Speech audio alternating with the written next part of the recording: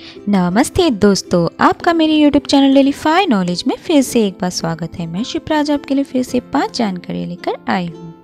पहला, दोस्तों, क्या आपने कभी सोचा है कि शॉपिंग मॉल के ऊपर भी घर हो सकता है?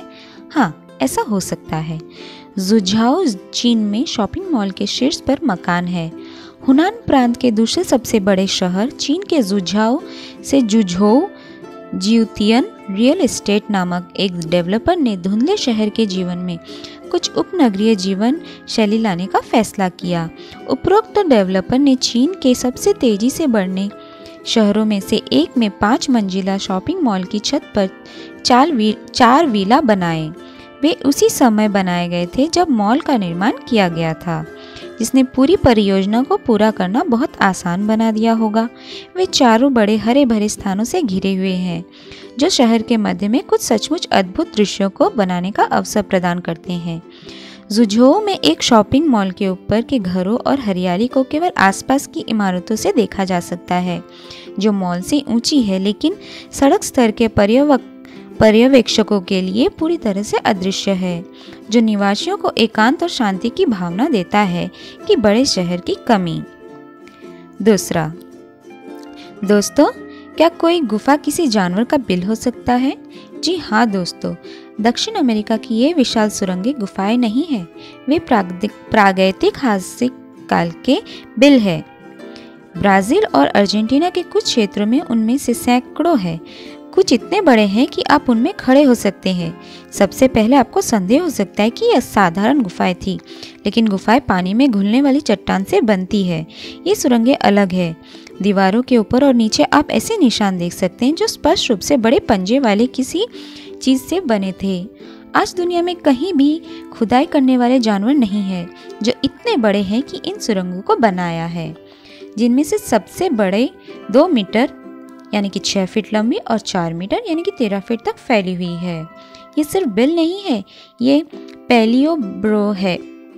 10,000 साल से भी पहले हिमयुग के दौरान बहुत सारे विशाल स्तनधारी रहते थे। हिमयुग के जानवरों के 2 समूह सही आकार के थे और सुरंग की दीवारों में खांचे से मेल खाने के लिए पंजे थे।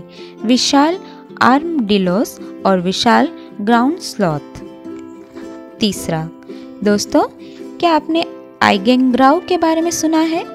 दोस्तों, आइगेंग्राउ एक गहरा भूरा रंग है जिसे ज्यादातर लोग प्रकाश की अनुपस्थिति में देखते हैं। वैज्ञानिकों का मानना है कि यह एक गहरा भूरा रंग है जिसे मानव आंखें पूर्ण अंधेरे में देखती है और इसे ऑप्टिक नसों से दृश्य संकेतों का परिणाम कहा जाता है। सामान्य प्रकाश व्यवस्था की स्थिति में आइगेंग्राउ को एक काले रंग की वस्तु की तुलना में हल्का माना जाता है, क्योंकि पूर्ण चमक की तुलना में दृश्य प्रणाली के लिए कॉन्ट्रास्ट अधिक महत्वपूर्ण है। दोस्तों, आइए आपको एक छोटे से प्रयोग से यह समझाने की कोशिश करें कि मनुष्य अंधेरे को कैसे देखता है। अपने सामने एक काली वस्तु चुनें और लगभग 1 सेकंड के लिए उसे देखें। अब कुछ सेकंड के लिए अपनी आंखें बंद करें और उन्हें एडजस्ट होने दें। यदि आप एक उज्जवल कमरे में या बाहर हैं, तो आपको अपनी आंखें ढकने की आवश्यकता हो सकती है। अब उन्हें जल्दी से खोलकर उस काली वस्तु को देखें। अब आपको इसे पूरी तरह से देखने के लिए कुछ प्रयास करने पड़ सकते हैं, लेकिन आप जल्द ही देखेंगे कि काली वस्तु पूर्ण अंधकार के काले रंग की तुलना में अधिक गहरी दिखाई देती है। जब हम अपनी आंखें बंद करते हैं या पूर्ण अंधकार में प्रवेश करते हैं, तो अधिकांश लोगों को अस्पष्ट धूसर क्षेत्र दिखाई देता है, जो आमतौर पर छोटे काले और सफेद बिंदुओं के बदलते क्षेत्रों से बना होता है। इस रंग को आइगेंग्राउ कहा जाता है, यानी कि एक जर्मन शब्द जिसका अर्थ है आंतरिक ग्रे। चौथा, दोस्तों, क्या आप चीन के द वॉल ऑफ हाइव्स के बारे में जानते हैं? चीन के हुबेई प्रांत के शिनोंगाजिया नेचर रिजर्व के पहाड़ों में एक लगभग खड़ी चट्टान की दीवार 700 से अधिक लकड़ी के बक्से का घर है, जो देसी जंगली मधुमक्खियों के लिए देश के अंतिम अभयारण्यों में से एक है। कम से कम 2री शताब्दी ईस्वी के बाद से चीन में मधुमक्खी पालन किया गया है और दुनिया की लगभग आधी शहद की आपूर्ति एशियाई देश से होती है। लेकिन कम ही लोग जानते हैं कि 80% से अधिक देशी मधुमक्खी आबादी अब विलुप्त हो चुकी है। यूरोपीय मधुमक्खी की शुरुआत को देसी चीनी मधुमक्खियों की भारी गिरावट का मुख्य कारण माना जाता है। यह वायरल बीमारियों को लाया है। चीनी मधुमक्खी के छत्ते पर हमला करने के लिए जाना जाता है और इनके संभोग अनुष्ठानों में हस्तक्षेप करता है। आज चीनी मधुमक्खी को एक लुप्तप्राय प्रजाति के रूप में सूचीबद्ध किया गया है और शेनोगांजिया नेचर रिजर्व के क्लिफ हैंगिंग हाइव्स देश के कुछ संरक्षित अभयारण्यों में से एक है।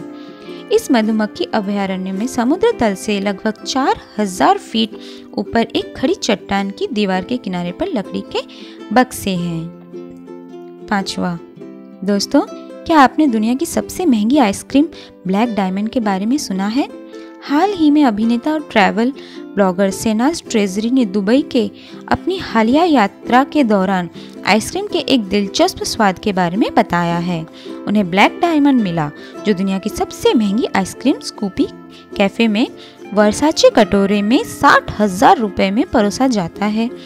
इसमें बल्कि सादे Madagascar vanilla bean ice cream base से निर्मित ब्लैक डायमंड इतालवी ट्रफल्स के साथ सबसे ऊपर है। एक बहुत ही अनोखा ईरानी केसर जो $100 प्रति औंस तक जाता है और परिष्कृत स्पर्श के लिए खाने योग्य 23 कैरेट सोने के गुच्छे। असाधारण आइसक्रीम को वर्साचे के कटोरे में परोसा जाता है, जिसे मैचिंग वर्साचे चम्मच के साथ घर ले जाया जा सकता है। आशा करती हूँ दोस्तों आज की जानकारी आपको अच्छी लगी होगी। तो मेरे इस वीडियो को लाइक शेयर और सब्सक्राइब करना ना भूलिए। नए नए वीडियो पाने के लिए बेल नोटिफिकेशन को प्रेस करना ना भूलिए और वीडियो के नीचे आप कमेंट करना मत भूलिए कि आपको कैसा लगा। Thank you.